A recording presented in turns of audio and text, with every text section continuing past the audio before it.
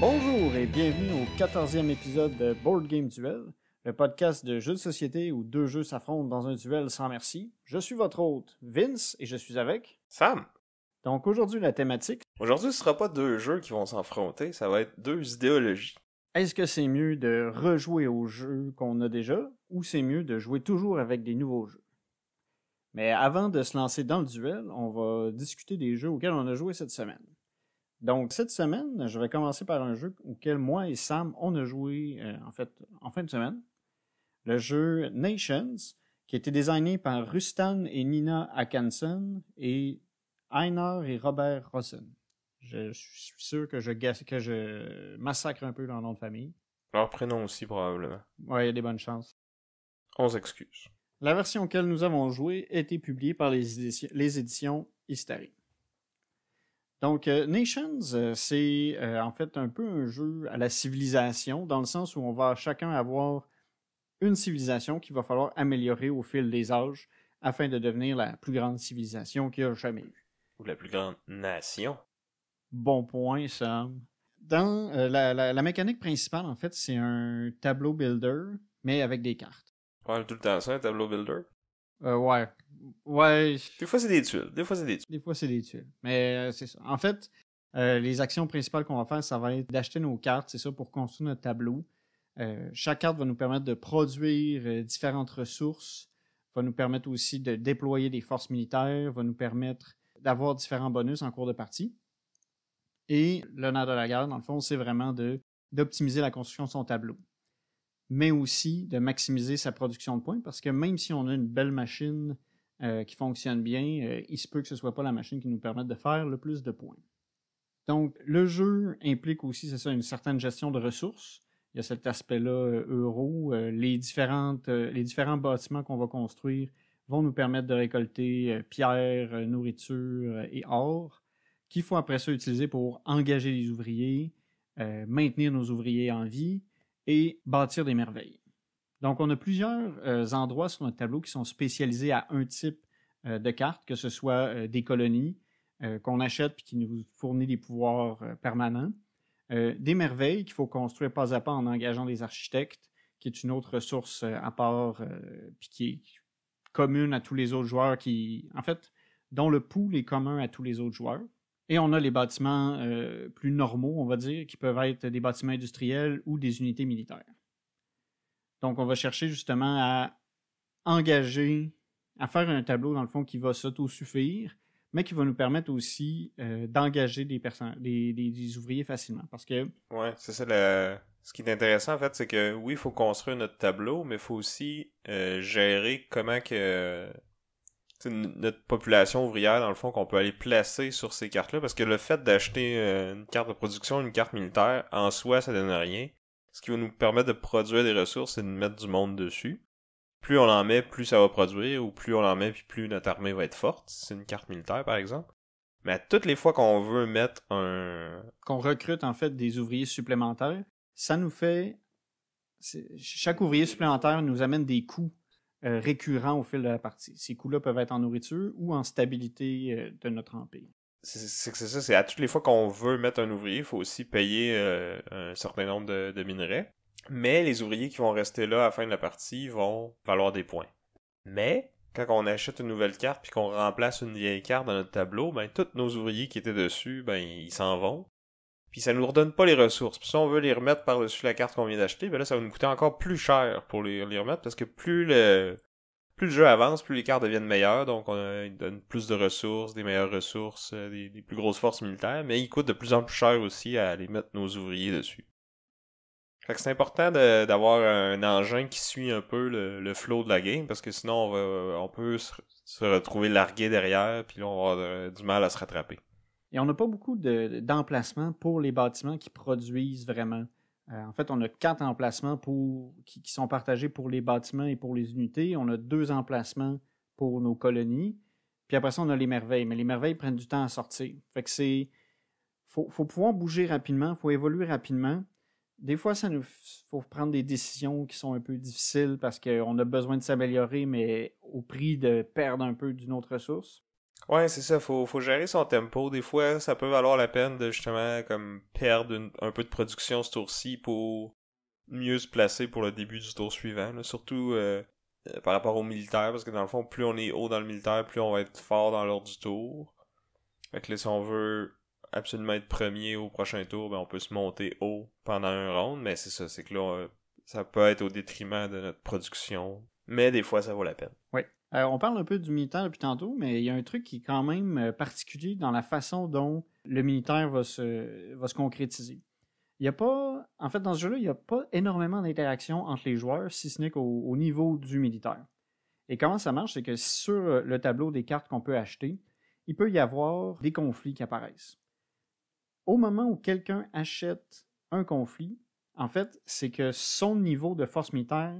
Ça devient le niveau qu'il faut atteindre pour pas subir les contre-coups de ce conflit-là. Fait que tu mets un peu la barre là où il faut que les autres réussissent la barre que les autres doivent atteindre au niveau militaire. Parce que sinon, pas juste les autres, toi aussi. Oui, mais généralement... Ben, si t'es là, oui, mais c'est parce qu'après ça, tu peux plus justement prendre tes ouvriers qui sont sur ta carte militaire puis les mettre sur autre chose, parce que là, si tu vas descendre en bas du niveau que t'étais, puis tu peux subir toi-même les contre-coups de la bataille que t'as... Oui, mais généralement, quand tu prends toi-même le conflit, tu calcules le fait que tu veux que ça reste là, puis que tu sais que tu vas être prêt à... Ouais, mais c'est ça, des fois, ça peut te peinturer dans un coin, par contre. Ouais. Puis, en fait, il y a une autre façon de comme balancer ça, c'est... Il y a une autre ressource, si on veut, qui n'est pas une ressource, là, mais qui est la stabilité de notre nation. Puis ça, plus on est stable, moins on va subir les contre-coups d'une défaite militaire. On va quand même perdre un peu de points, en fait un point. Et généralement, ces cartes-là vont nous faire perdre des ressources aussi. Puis on peut, comme si on est stable, diminuer les ressources qu'on perd par notre stabilité. Puis un autre point d'interaction aussi, c'est que à la fin de chaque tour, il va avoir un événement. Puis là, ça, souvent, ça va être une conséquence pour le plus faible, soit dans le militaire ou dans la stabilité. Et un bonus pour celui qui est le meilleur dans une de ces deux catégories-là, ou celui qui a le plus d'un certain type de ressources, par exemple. Puis c'est le genre de jeu où, surtout quand tu joues à 3-4 joueurs, tu peux pas être le meilleur dans tout. Là. Faut que tu choisisses tes batailles, que tu te spécialises, puis que tu maximises les bonus que tu gagnes avec ça, puis que tu minimises les contre-coups que d'être pas bon dans le militaire ou dans la stabilité peut t'apporter. Ce qui est aussi intéressant, c'est chaque nation va avoir des cartes, dans le fond des bâtiments au départ, et un pouvoir au départ, qui peut aussi influencer vers quelle direction on va s'orienter. Toutes les nations commencent de façon différente. En fait, ça c'est optionnel. On pourrait jouer toutes pareilles aussi. Ah. En jeu de base, dans le fond, c'est ça, les nations, ils ont comme un côté qui est symétrique, puis un côté qui est asymétrique. Je suis bouche bée. Puis nous, on a joué avec une extension aussi, qui s'appelle Dynasty, qui rajoute justement des nouvelles nations, puis quelques règles de plus, là, un nouveau type de carte, puis quelques autres règles là, que ça vaut peut-être pas la peine de rentrer dans les détails de, mais... si vous aimez le jeu de base, je pense que ça vaut la peine d'aller la chercher. Là. C'est un peu more of the same, comme ils disent en anglais. Là. Donc, ça rajoute un peu de diversité avec les nouvelles nations. Puis, moyen de personnaliser notre nation, on peut, pendant la partie, en fait, changer notre pouvoir spécial, en fait. Mais avec un certain coût. Fait que c'est ça, on a un jeu où on a beaucoup de ressources à gérer, beaucoup de trucs qui sont un peu interconnectés. Puis, c'est d'essayer d'aller gruger le plus de points possible. Les points qui vont venir des cartes qu'on a faites, des ouvriers qui sont dessus. Puis il y a une ressource qu'on accumule pendant la partie qui permet de faire des points à chaque fin d'âge avec cette ressource-là. Puis à la fin de tout, si on prend toutes nos ressources, on convertit ça en points, puis c'est la nation qui en a le plus qui gagne. Fait que ouais, c'est un jeu où c'est un peu difficile de savoir à l'avance qui va gagner parce qu'il y a vraiment beaucoup de mouvements dans le nombre de points. Parce que nos cartes vont évoluer beaucoup. Le nombre d'ouvriers qu'on va mettre sur les cartes va aussi beaucoup changer à mesure que la partie va évoluer. Fait que c'est un jeu où c'est quand même... C'était dur. Tu sais, moi, je pensais que j'avais... si on prend, par exemple, la partie dans laquelle on a joué, je pensais que j'étais en bonne situation, j'avais une bonne machine et tout ça. Puis, je me suis fait un peu bypasser. Ben, je me suis fait dépasser. Mais pas de beaucoup, là. Ça s'est fini avec 3-4 points de différence, au final. Là. Ouais. Sur une quarantaine, là. Ouais. Mais c'est quand même dur de prévoir qui peut gagner parce que on n'accumule pas énormément de points en cours de partie. C'est vraiment beaucoup à la fin, quand les ouvriers sont placés, que là, on a une meilleure idée du nombre de points. C'est vraiment beaucoup, je trouve. Le dernier tour est vraiment, vraiment critique. Oui, oui, il y a beaucoup de points qui viennent au dernier tour, mais en même temps, toutes les merveilles, les colonies, ça... Les colonies peuvent changer, là, parce que on peut juste en avoir 2, puis si on achète une 3e, dans le fond, on en flush une. Là. Mais en même temps, c'est pas ça qui va faire le plus de points non plus. Ouais, tu peux un peu essayer de deviner c'est quoi la valeur de points que les cartes des autres apportent, mais tu sais, c'est vrai que les cartes sont petites, les autres sont assis pas nécessairement proches de toi. Surtout à 4, c'est comme dur d'évaluer qui est en tête ou pas, là. Ouais, puis il y a toujours des changements parce que les ouvriers sont pas à négliger, ils fournissent quand même beaucoup de points parce que le nombre d'ouvriers qu'on a sur les cartes vont donner beaucoup plus de points à mesure que la partie va avancer aussi. Ouais. Puis j'ai cru comprendre que t'as pas trop aimé la façon que ça se carrait justement à la fin. Ben, j'ai trouvé ça un peu particulier. En fait, j'ai aimé ma partie jusqu'au décompte des points. Là, tu vas dire que je suis mauvais perdant. Ben. Mais je sais pas, c'est juste que je pensais à la stabilité. Je sais que tu fais des malus en fin de partie en fonction de ta stabilité, mais au final, c'était quasiment un malus négligeable. Parce que je me rappelle, pendant, je pense que tu as passé 3 tours à te dire « Ah, ma partie, elle va pas bien, ah, ça va pas bien. » Puis à la fin, tu as quand même gagné. Ouais. Alors que moi, j'étais en contrôle de ma partie, je me sentais à l'aise, j'avais ma machine. J'ai presque jamais subi de malus. Mais c'est ça, c'est qu'après, justement, là, les cartes qui sont mises à virer, à un moment donné, ça a été comme le moine militaire, il perd full d'argent. L'argent qui sert à acheter les nouvelles cartes. Puis là, c'est à ce tour-là que t'es tombé dernier dans le militaire. Puis je pense que c'est ça qui t'a vraiment... Au dernier tour aussi. Puis l'avant-dernier, en fait. T'as subi la conséquence avant le dernier tour. Oui, c'est ça. C'est dans le fond pour le dernier tour. Mais sinon, j'avais quand même bien aimé. Là. C'est un beau... c'est pas un beau jeu. C'est un bon jeu. Ouais. Ben, il se démarque pas particulièrement par son style, mais il se joue bien. Là. C'est un euro, un peu. Ouais, mais tu sais, les cartes, les icônes sont claires, les illustrations, ça représente vraiment... C'est facile de voir que c'est une carte militaire ou c'est... mettons, si c'est une carte qui fait de la bouffe, ben... Ouais. Ça paraît, tu sais. Ouais. L'iconographie est claire, ça, il n'y a pas de problème avec ça du tout. Puis j'aime le fait que tu as tout un coup. Tu peux avoir une armée super forte, mais il va falloir que tu la nourrisses ou que tu fournisses des minerais. C'est ça. C'est là que je m'en allais tantôt. Tu parlais de la stabilité que, moi, ma stratégie, ça a été un peu de m'en foutre puis de pas trop m'en occuper. Puis même si je suis bas là-dedans, ben, je vais vivre avec, tu sais. Mais tu sais, il y a un coup à tout ça. Ça m'a forcé à être fort dans le militaire.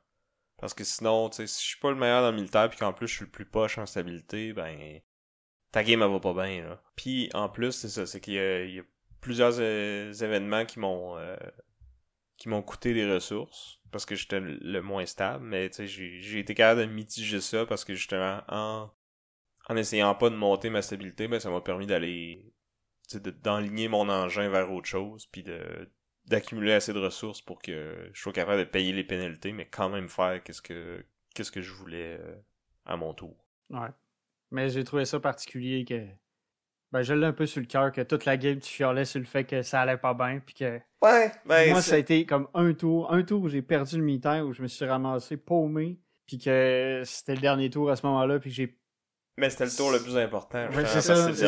Là, après coup, je le réalise un peu plus aussi qu'il fallait vraiment pas perdre ce combat-là parce que c'était le dernier. C'est ça, puis en plus, je veux dire, on le voit au début du round, là. Ça va être ça la conséquence pour la personne qui est le moins dans ça. Fait que tu sais, c'est quelque chose à garder en tête quand on prend nos actions peut-être. Mais tu sais, c'est sûr que moi j'ai déjà joué 4-5 fois. Toi c'était ta première partie. Il peut y avoir des mauvaises surprises dues à ça.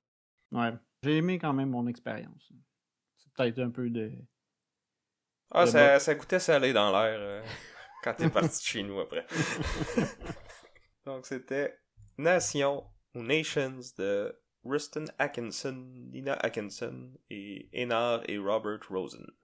Pour être un peu en ligne avec notre duel, on va vous parler d'un autre jeu auquel on a joué récemment, qui est Lords of Scotland, qui est un jeu qui est paru en 2010, fait que c'est un jeu qui a quand même un peu de vécu. C'est surtout un jeu auquel on a joué vraiment souvent, en prélude à une soirée de jeu plus intense. Donc, Lords of Scotland a été designé par Richard James et publié aux éditions Zeman Games, en tout cas la version qu'on a utilisée. C'est un jeu qui est, je trouve, vraiment passé sous le radar. On n'a pas entendu beaucoup parler, même au moment où il est sorti. C'est sûr que à l'époque, j'étais moins au pif du milieu des jeux de société. Là. Je suivais pas, j'écoutais pas autant de podcasts, puis je suivais pas ça autant que ça, mais tu sais, il y a des jeux de ces années-là qu'on parle encore, puis celui-là un peu moins. Puis je trouve que c'est dommage, parce que c'est vraiment un bon jeu. Donc c'est un jeu de cartes. On est des clans écossais, puis on veut devenir le nouveau chef, roi, je sais pas trop. C'est pas clair. Leader des Écossais. C'est ça. Puis dans le fond, il va y avoir 7 couleurs de cartes. Les cartes vont de 1 à 12. Sauf une couleur qui a juste 2-12. À notre tour, on a soit qu'on pige une carte, soit qu'on joue une carte. Puis on essaye de jouer des cartes pour ramasser la plus grosse armée. Puis à la fin du round, la personne qui a le plus grosse armée, c'est celle-là qui va faire le plus de points. Puis le nombre de points qu'on fait par round, c'est variable. C'est qu'en fait, on va virer une carte par joueur.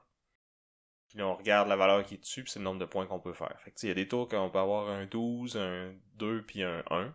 Parce que là, c'est vraiment important de gagner, parce que la différence entre le premier et le deuxième est super grande. Puis il y a d'autres tours où c'est 6-6-6, fait que tant qu'on a au moins une carte dans notre armée, on va faire des points, fait qu'on peut peut-être pas trop essayer de la gagner, celle-là. Ouais, t'as peut-être... Ouais, j'ai peut-être jump the gun. Hein. Ouais, on va accumuler une armée devant nous. Puis c'est celui qui a la plus grosse armée qui va avoir le premier choix, en fait, pour les cartes des supporters. Donc, les cartes qui vont vraiment faire des points. Parce qu'à tous les tours, dans le fond, des armées vont se taper dessus pour avoir le support des cartes qui vont être choisies au hasard. Fait comme samedi, des fois, ça vaut la peine de se donner plus d'efforts que d'autres. C'est ça. Alors que dans certains cas, ça vaut la peine plutôt de préparer la suite. Parce que c'est ça, d'un round à l'autre, on va garder notre main, mais on repige pas de nouvelles cartes. Fait que on a 5 actions par round. Soit qu'on joue 5 cartes, soit qu'on pige 5 cartes, mais il faut essayer de balancer les deux.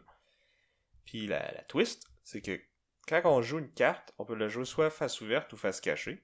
Puis si on la joue face ouverte, si c'est la plus basse de sa couleur qui est révélée sur la table, on va appliquer son effet. Puis comme j'ai dit tantôt, il y a 7 couleurs de cartes, puis ils ont 7 effets différents. Fait que ça peut être de tuer une carte dans l'armée d'un autre joueur. Ça peut être d'échanger une carte, la carte qu'on vient de jouer avec une carte qui est dans l'armée d'un autre joueur. Ça peut être d'échanger une carte avec les supporters, donc les cartes qui vont valoir des points à la fin de la partie. Fait que si on voit qu'on est mal parti, on peut décider de jouer cette carte-là, puis baisser le nombre de points des supporters, puis ainsi minimiser un peu notre perte. Ou à l'inverse, si on voit qu'on est pour gagner, mais on peut essayer d'envoyer une plus haute carte là, puis de faire plus de points comme ça. Il y a aussi des cartes qui vont avoir des effets persistants, donc qui permettent soit de prendre 2 cartes de points à la fin du round, quand ça va être à notre tour, ou des cartes qui vont rester d'un round à l'autre, des cartes qui vont te permettre de jouer plus de cartes, ou de piger d'autres cartes. Bref, il y a 7 effets différents, fait que c'est à nous de gérer ça. Puis là, les cartes les plus fortes ont moins de chances d'avoir leur effet, parce qu'il faut jouer une carte base pour avoir les effets.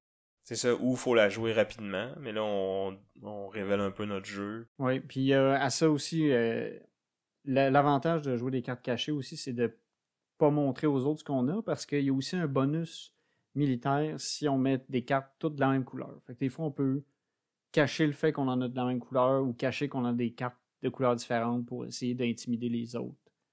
Ouais, pour les forcer à se dire « Ah, ben là, Vincent est trop fort, je vais garder mes forces la prochaine partie. » Puis là, finalement, je me rends compte que Vincent, il avait rien, puis que je l'aurais facilement battu. Fait que, ouais, j'aime beaucoup cet aspect-là de mind games, ou de bluff et de contre-bluff. Ouais, parce qu'il y a quand même... c'est ça, puis il y a quand même beaucoup d'interactions, au final, avec les autres joueurs, avec les pouvoirs. Parce qu'il y a moyen de dire... OK, je veux tout de suite m'assurer de pas avoir à subir tel ou tel pouvoir. Fait qu'on peut commencer à dire, bon, ben, moi, je vais mettre une carte base pour commencer, puis bloquer tous les autres qui voudraient faire de ce pouvoir-là. Il y a aussi l'aspect que c'est ça, justement, les cartes interagissent avec les autres joueurs qui fait que on peut des fois se faire un petit coup de salaud qu'on s'attend pas. Ouais, tu sais, quand t'as toutes des cartes dans une couleur, puis que là, l'autre à côté, il vient échanger une carte avec ton paquet, puis lui, il garde toute sa même couleur, puis toi, tu te ramasses avec des affaires dépareillées, puis moins bonnes. Tu peux prendre une méchante débarque. C'est ça. Puis c'est un jeu qui va se jouer, qui va se jouer de 2 à 5. Puis la dynamique à 2, puis la dynamique à plusieurs est pas tout à fait la même. Puis... Non, c'est ça, parce qu'à 2 ou 3 joueurs, en fait, pour que le pouvoir s'applique, il faut que la carte elle soit la plus basse, point. Peu importe la couleur. En fait, plus basse ou égale. Fait que les 1 vont toujours pouvoir s'appliquer, mais si je joue un 5, par exemple, mais qu'il y a déjà un 4 sur la table, je pourrais pas faire le pouvoir, même si c'est d'une couleur différente. Fait que ça change un peu... En fait, ça change vraiment la stratégie de l'ordre dans lequel on joue nos cartes, puis ça devient plus facile de bloquer beaucoup de pouvoir en jouant un 1 tout de suite en partant. Mais en même temps, ça nous bloque nous aussi. Parce qu'on peut pas plus en faire. C'est ça, à moins qu'on ait beaucoup de 1. Mais encore là, tu sais, avoir beaucoup de 1 dans une armée, c'est pas tant bon non plus. Non. Parce que si j'ai 5-1, l'autre à côté, il y a un 7, puis il me bat pareil, là. Donc c'est ça. C'est un jeu aussi que la première édition, les dessins étaient franchement laids. Puis qui sont... ok, ben c'est sûr, c'est personnel, là, mais c'est peut-être pour ça aussi que ça n'a pas fait jaser. Mettons que c'était pas très très joli. Mais les éditions subséquentes se sont améliorées. Là, les dessins sont beaucoup plus beaux. Puis c'est ça, c'est un petit jeu qui vient dans une petite boîte qui se place bien avant un jeu plus gros. Je sais pas à quel point il est facile à trouver aujourd'hui. Pas sûr qu'il est encore disponible en magasin. Mais si vous le voyez passer sur Marketplace ou les autres sites de jeux usagés, là, je pense que vous allez pouvoir l'avoir pour pas cher, puis ça vaut la peine de l'essayer. Donc c'était Lords of Scotland de Richard James et de Zeman Games. Puis dans un autre ordre d'idée, à l'autre bout du spec, on a joué à... Ben, pas tout à fait le jeu de l'heure, là, mais on a joué à Jekyll vs. Hyde, qui est un jeu de Jay O'Neill. J'imagine que c'est un pseudonyme. Et publié par Mandu Games en 2021, puis il vient d'arriver ici au Québec le mois passé, je pense. Donc c'est un jeu de pli, un jeu de levée. Ceux qui écoutent le podcast depuis longtemps savent que j'aime beaucoup ce type de jeu-là, notamment avec The Crew. Mais celui-là, c'est un jeu qui se joue strictement à deux. Donc il y a une des deux personnes qui va être Jekyll, le Dr. Jekyll, et l'autre qui va être Mr. Hyde. Puis dans le fond, on va avoir des buts qui seront pas les mêmes. Monsieur Hyde veut que dans le fond, à chaque ronde, il va y avoir 10 plis, 10 mains. Puis Monsieur Hyde veut que la différence de plis remportés par les deux joueurs soit la plus grande possible. Fait que soit idéalement toutes gagner les mains ou toutes perdre les mains. Tandis que Monsieur Jekyll, lui, en fait, Dr. Jekyll, lui, veut essayer de garder l'équilibre. C'est super thématique. Ouais, ça, j'ai trouvé ça bien que ça joue là-dessus. C'est pas... C'est pas le jeu le plus thématique au monde, mais la mécanique fit la thématique. C'est ça. Qui ont pris juste parce que c'est libre de droit. J'ai l'impression. C'est le fun quand ça coûte rien. C'est ça. Mais bref, c'est ça. Dr. Jekyll, lui, veut l'équilibre, donc idéalement que les deux personnes remportent 5 plis.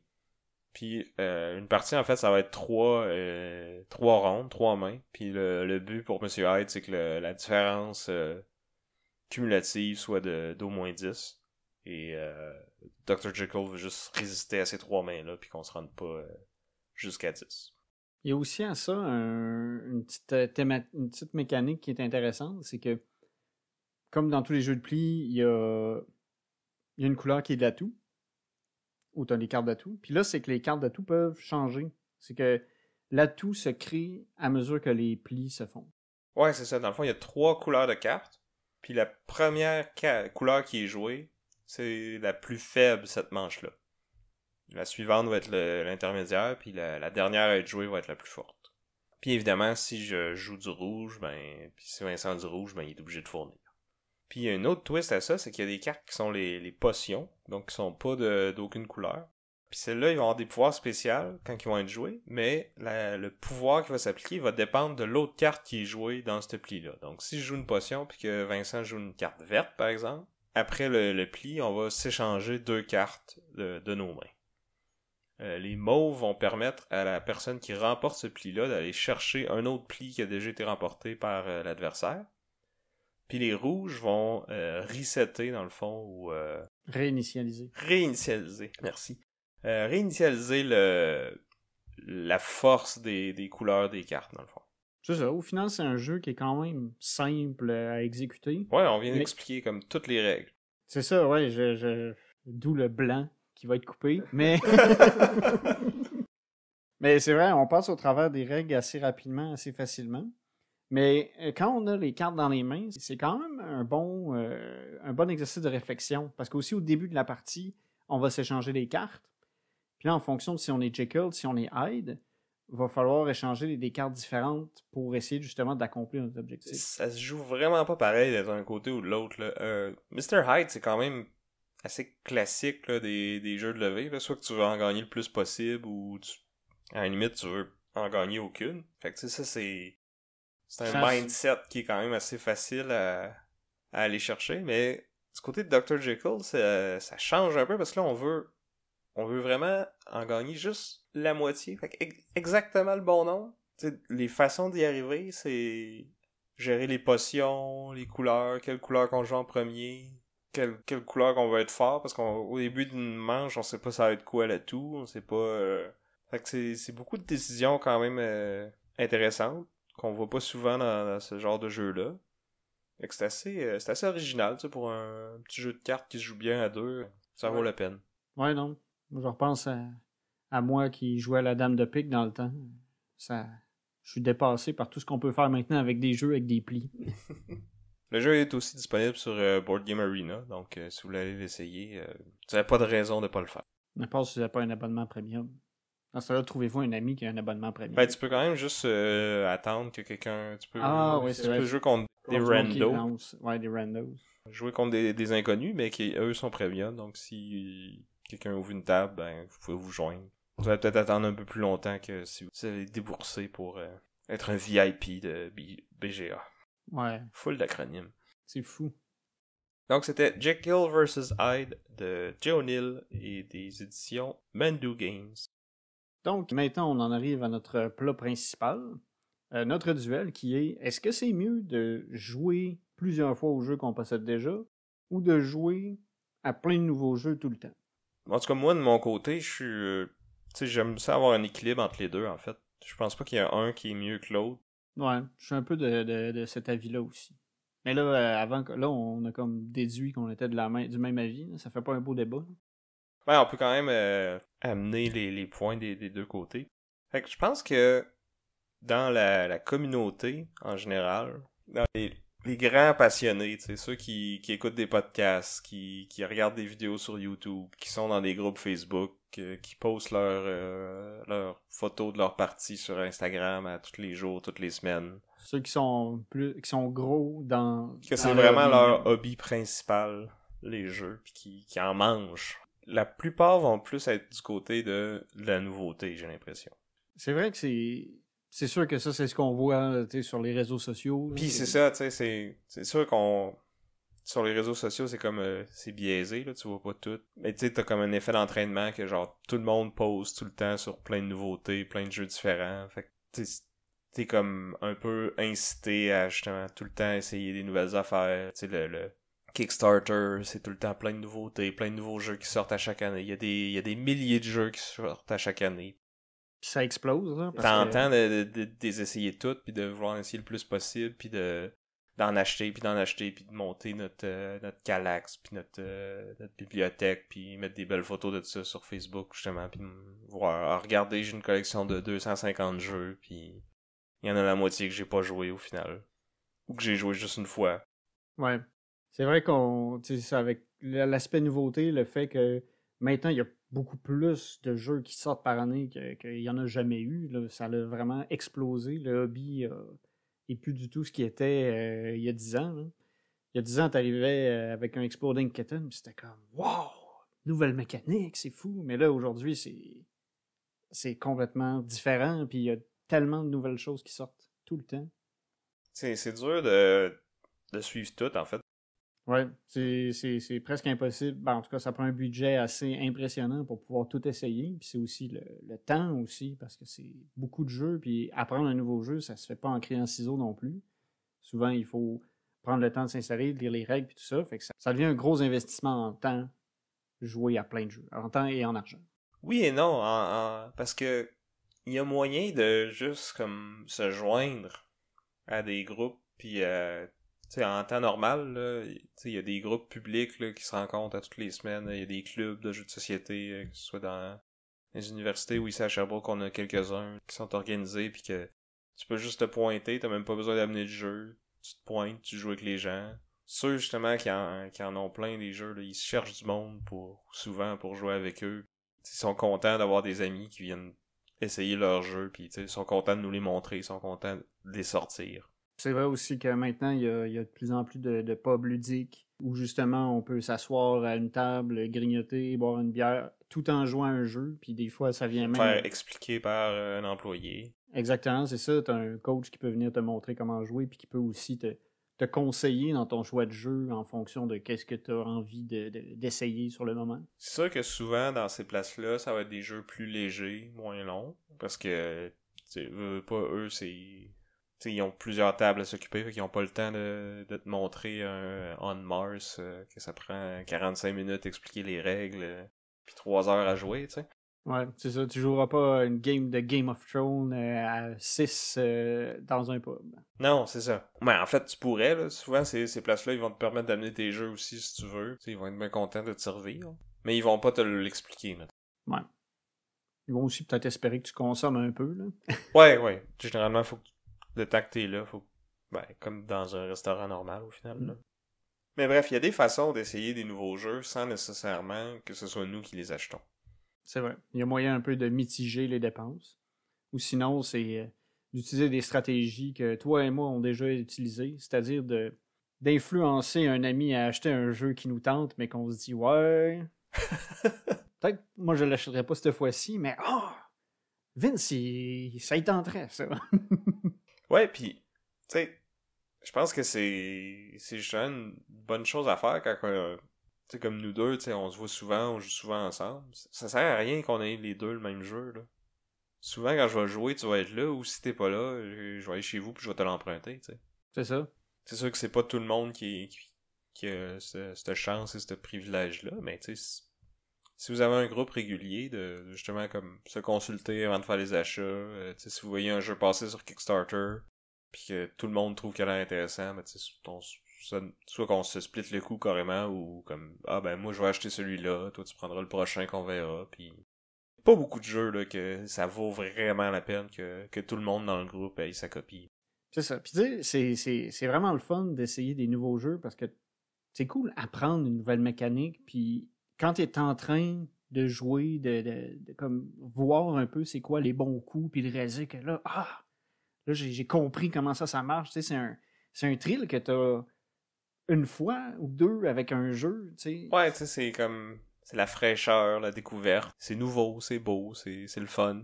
Mais j'ai l'impression que des fois, surtout les jeux plus récents, puis les Kickstarter, justement, ils vont tout faire pour que cette première partie-là, elle soit vraiment shiny, mais qu'après, tu sais, si tu grattes un peu puis que tu rejoues plusieurs fois, ben là, tu sais, l'expérience change pas beaucoup, ou tu découvres des stratégies qui sont brisées, si on veut. Ouais, tu trouves des failles dans le jeu qui rendent le jeu comme trop facile. Ou trop tout le temps pareil, tu sais. Ouais. On en a eu des jeux où justement, c'est ça.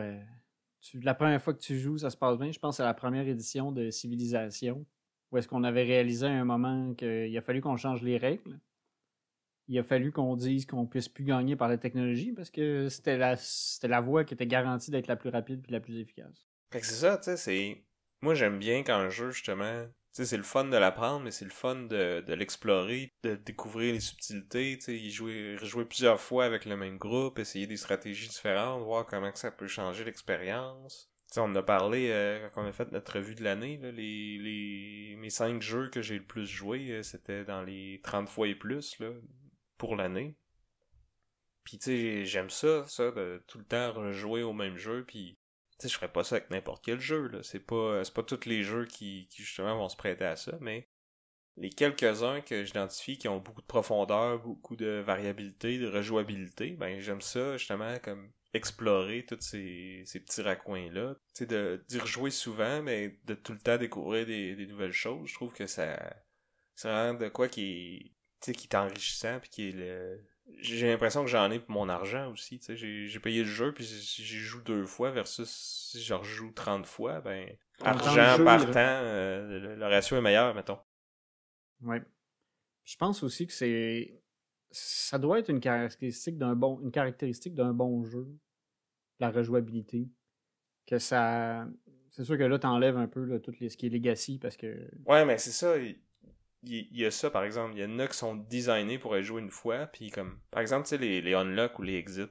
Il y a zéro rejouabilité à ça. Là. Un coup que t'as fait le cas, tu sais c'est quoi la réponse, puis that's it. Mais c'est quand même des expériences qui sont vraiment le fun. Puis là, la rejouabilité vient plus du fait d'essayer l'autre boîte, puis l'autre boîte, puis l'autre, puis... Ouais, c'est comme un modèle d'affaires un peu différent.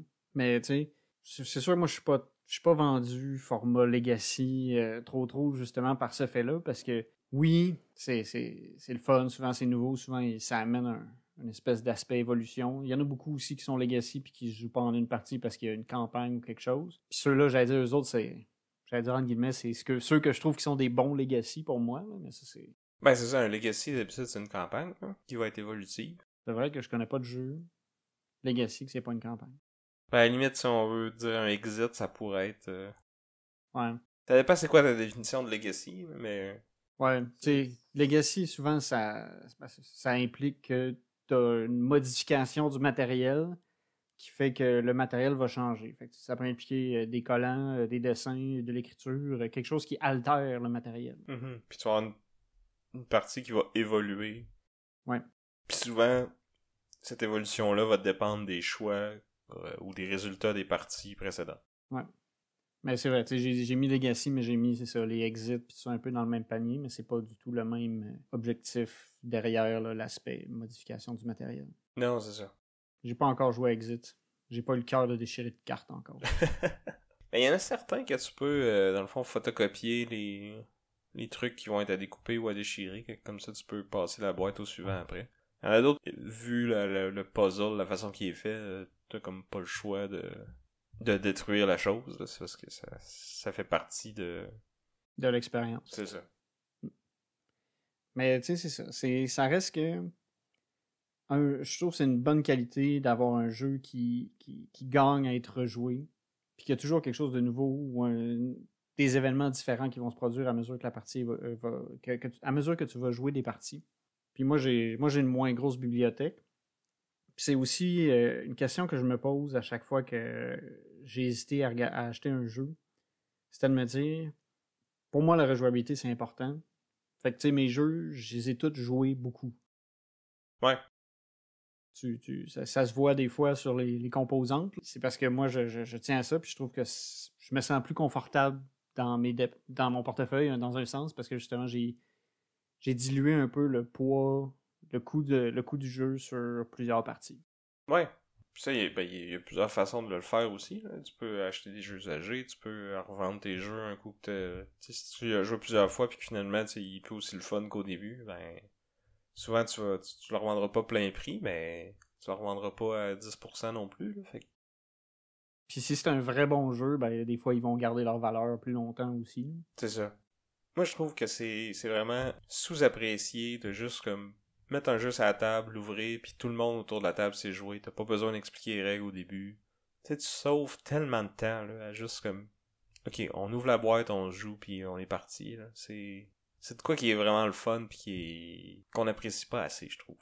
Ouais. Puis ça a l'avantage aussi que les joueurs sont un peu plus sur un même pied d'égalité. Tu n'as pas l'avantage du gars qui a le jeu, qui a lu 3 fois le manuel des règles pour savoir comment ça se passe, puis qui a déjà un petit peu un plan, puis qui voit déjà qu'est-ce qui est important. Là, tu as tout le monde qui est autour, qui sait comment ça se passe, tout le monde est prêt. Puis là, c'est là où je pense qu'il y a les plus belles games parce que tout le monde va avoir son plan. Puis là, on va faire des gros jeux, puis on va connaître les mécaniques, puis il va y avoir moins d'erreurs. Parce que, tu sais, quand quand tu essaies un jeu pour la première fois, tu sais, ça arrive souvent de faire une erreur, puis des fois, ces erreurs-là, ils peuvent coûter cher sur la fin de la game. Ouais, ou même tu fais une erreur au niveau des règles, puis tu joues pas au jeu correctement.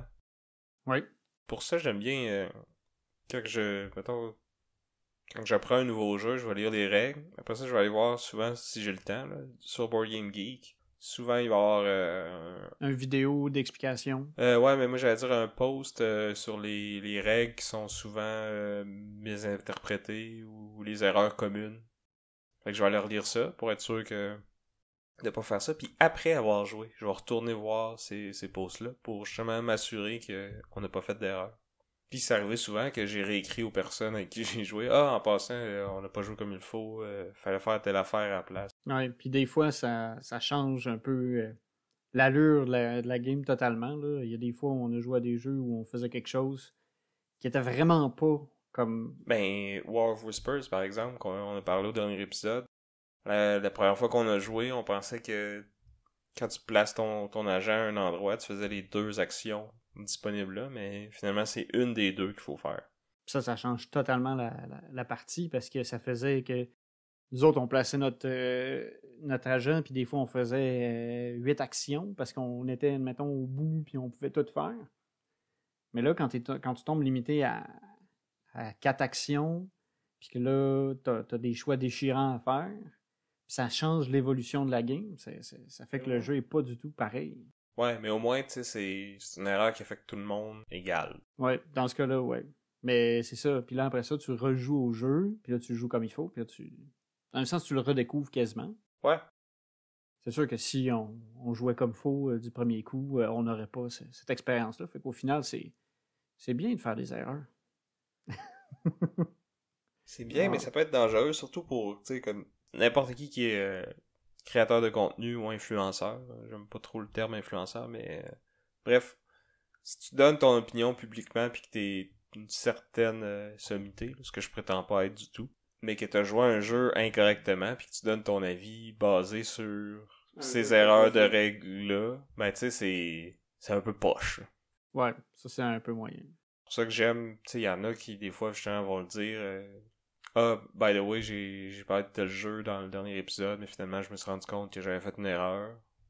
Voici en quoi ça pourrait affecter mon opinion sur le jeu. On l'a fait, en fait. On a fait une erreur une fois avec Cyclade. Oui, c'est vrai. Puis il y a un auditeur qui nous a gentiment pointé notre erreur. Ouais. Et moi, ça m'a redonné envie de jouer parce que ça change, ça aurait changé la game de beaucoup, je pense, dans ce cas-là. Justement parce qu'on avait joué à deux. Puis on y a pas joué d'ailleurs. C'est vrai. Parce qu'il y a ça aussi. Depuis qu'on fait le podcast, je trouve que j'ai comme un peu plus d'intérêt à essayer des nouveaux jeux ou essayer des jeux que ça fait plus longtemps que j'ai pas joué pour qu'on puisse en parler. Fait que tu sais, la balance de jouer tout le temps au même jeu versus jouer à des nouveaux va être poussée un peu plus vers les nouveaux jeux par les temps qui courent, justement pour qu'on ait de quoi en parler. C'est un peu pour ça qu'on a décidé d'en parler aujourd'hui, parce que justement, en fin de semaine, on s'est fait une journée de jeu, on savait pas trop à quoi qu'on voulait jouer, il y avait des jeux plus vieux que ça nous tentait de jouer. Mais là, moi, j'étais comme, tu sais, on n'a pas de duel pour le prochain épisode, faut se trouver un thème, puis faut y jouer avant d'en parler, tu sais. Puis là, finalement, On les garde pour d'autres semaines, non? On se fait une petite réserve. Ouais, aussi. Puis on a rejoué aussi des jeux que j'avais joué il y a pas si longtemps, justement. Fait que c'est ça. Est-ce que toi, ça a influencé aussi tes habitudes de jeu depuis qu'on fait le podcast? Je veux pas, oui. Parce que oui, j'ai plus d'intérêt à diversifier, dans le fond, les jeux auxquels j'ai joué pour justement qu'on ait plus de choses à discuter. Corrige-moi si je me trompe, je pense que de tous les jeux qu'on a discutés, il y en a plus pour toi que c'était des nouveaux. Des premières expériences, tu sais. Ouais, c'est moi j'ai été souvent le néophyte, le nouveau joueur qui arrive et qui sait pas comment ça se passe. Hein. C'est arrivé pas mal souvent. Trouves-tu que ça l'a influencé ton appréciation des jeux? C'est une bonne question. Parce que souvent, quand on joue, tu sais, ça va être moi qui va te montrer un nouveau jeu. Puis, tu sais, moi, des fois, ça fait longtemps que j'ai pas joué ou j'ai juste joué une fois ou deux, mais d'autres fois, comme justement avec Nation qu'on a parlé plus tôt, j'avais joué quand même quelques fois, tu sais, ça fait une couple d'années que j'ai le jeu. Je joue pas à toutes les semaines, là, c'est pas Guards of Atlantis ou Spirit Island, là, mais j'y ai joué quand même assez pour dire que je le connais bien, puis tu sais, j'ai pas eu à relire les règles avant de l'expliquer. Je te dirais que, personnellement, je suis quand même un public facile en termes de jeu. Il n'y a pas beaucoup de jeux que j'ai vraiment détestés puis que je me dis déjà, ben que je me suis dit que plus jamais j'allais les essayer. Je pense que peut-être ça, mais peut-être que justement ça fait que j'ai un avis plus favorable parce que moi j'ai l'aspect découverte à toutes les plus souvent que toi. Fait que peut-être que peut-être ça m'influence un peu. Puis je pense qu'il y a, tu sais, un aspect de timing puis d'expérience aussi, tu sais, quand tu commences dans le hobby, tu sais, tous les jeux c'est nouveau là au début. Tu vas en essayer plein, t'en achètes plein, tu sais, tu découvres tout le temps, puis tu as l'impression que tout est révolutionnaire, mais à un moment donné, quand tu as plus d'expérience puis que tu as essayé plus de jeux, peut-être que là, tu deviens plus critique. Ouais. En tout cas, pour moi, ça a été ça. Là. J'ai l'impression que maintenant, je fais plus la fine bouche sur les jeux que je veux essayer, les jeux que j'achète surtout. Tu sais, avant, j'achetais, tu sais, si je voyais un jeu passer, il est pas cher, tu sais, il est usagé ou il est en spécial au magasin, je sais pas trop c'est quoi, je vais l'acheter, puis tu sais, j'ai l'impression que je sauve de l'argent, mais non, en fait, j'en dépense. Ouais. Puis là, t'arrives, puis j'arrive chez vous, puis tu dis, hey, tu sais, j'ai vu ce nouveau jeu-là, ça s'appelle Risk, puis là, je suis un peu déçu. Fait que c'est ça, tu sais, il y a une phase où t'es plus en découverte, en achat, puis là, t'accumules des jeux, t'en achètes plein, puis là, tu te ramasses que t'en as une centaine, 200, puis là, tu peux pas toutes les jouer. En tout cas, si tu peux, tant mieux, bravo. Moi, j'ai pas ce temps-là. J'aimerais ça. Ouais. Mais c'est parce qu'il faut travailler pour pouvoir se payer ces jeux-là. C'est pas le podcast qui nous... On n'est pas riche là avec le podcast. Non, c'est ça. Un jour peut-être, qui sait. Mais bref, c'est ça, tu sais, avant j'achetais beaucoup. Maintenant, depuis 2 ans, je dirais, tu sais, avant que j'achète un jeu, soit que je l'ai essayé puis que je l'ai aimé, ou que, tu sais, maintenant je consomme plus de contenu aussi par rapport aux jeux de société. J'écoute des podcasts, un peu de YouTube. Fait que quand un jeu, tu sais, s'il y a 3-4 podcasts qui en parlent puis qui sont favorables puis que la façon qu'ils le décrivent, ça, tu sais, ça, je me dis, ah ouais, je pense que j'aimerais ça. Comme Jekyll vs. Hyde, c'est ça. Tu sais, j'en ai entendu parler, je savais que c'était probablement dans mes cordes, puis là, je l'ai essayé puis je l'ai aimé, tu sais. Ouais. Mais ça, c'est beaucoup pour les jeux, justement, récents. Ouais. Ben, quoi qu'il y a des podcasts qui, comme nous, en fait, je pense, on parle pas tant que ça de jeux récents, tu sais, Quand on a fait notre revue de l'année de 2021, on cherchait des jeux qui étaient sortis cette année pour savoir c'était lequel notre préféré, puis tu sais, il y en avait aucun qu'on avait ou presque aucun qu'on avait comme mis en vedette dans un duel, si on veut. Quelques-uns qu'on avait parlé dans les jeux qu'on a joués, mais en grosse majorité, on joue à des jeux plus vieux, j'ai l'impression. Ouais. On est en retard, Sam. On n'est pas à la page. Non, pis tu sais, c'est sûr que c'est ceux qui gagnent leur vie avec ça, justement, ou peut-être pas qui gagnent leur vie, mais qui ont plus de temps à mettre là-dessus, puis qui reçoivent des jeux gratuits, tu sais. Ouais, des jeux pour tester, là. C'est ça.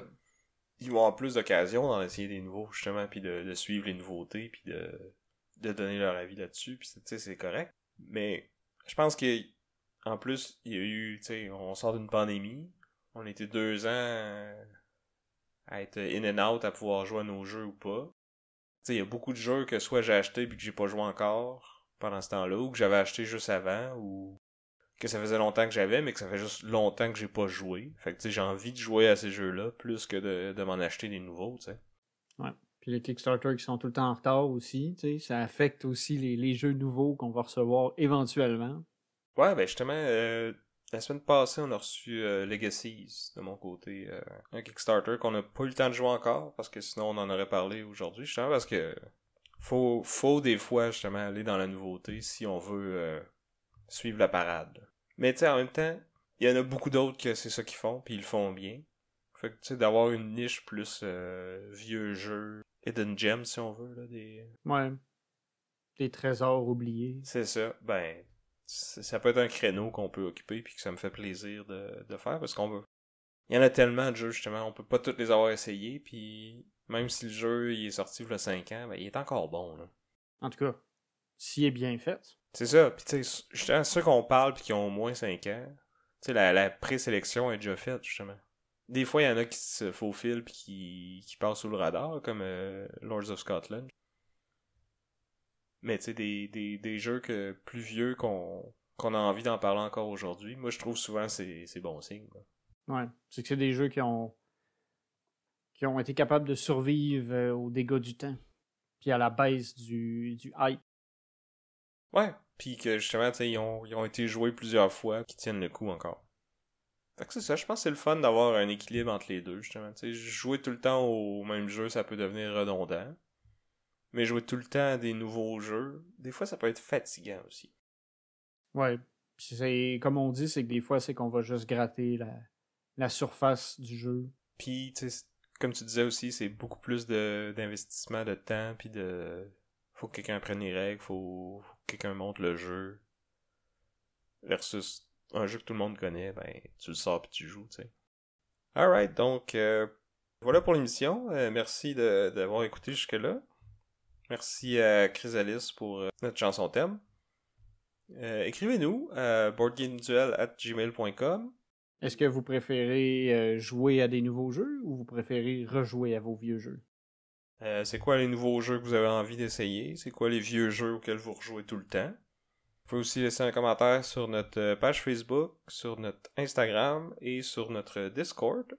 Puis dites-nous aussi si vous avez des idées de thèmes de duels que vous voudriez qu'on fasse ou juste des idées de jeux que vous aimeriez qu'on présente en duel. Aussi, au dernier épisode, on avait un invité. Dites-nous comment vous avez trouvé ce format-là. Puis si vous avez des suggestions de gens que vous voudriez qu'on invite à l'émission, on est ouvert à ça. Si vous avez des idées de thèmes plus philosophiques, comme l'épisode d'aujourd'hui, des trucs que vous aimeriez qu'on vous parle, n'hésitez pas. Donc, j'étais Vince. Et je suis toujours Sam. Et on vous dit à plus. À la prochaine.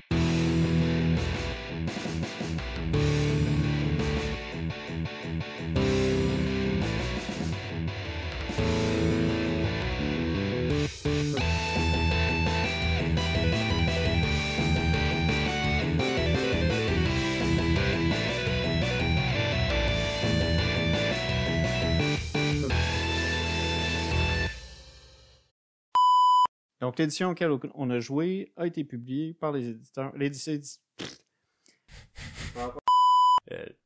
Je m'en ai ça. Ouais, fait quoi? Puis, dans le fond, il va y avoir 7 couleurs de cartes. Oui. J'ai l'air préparé, hein? Vraiment. Mais ouais, c'est 7 couleurs de cartes. Dans la communauté, en général, en tout cas pour les gros... Les vrais. Pas les vrais, non, Moi, les... je suis supérieur. Non, c'est vraiment pas ça que je veux dire. Real. Dans les... Je suis mauvais perdant.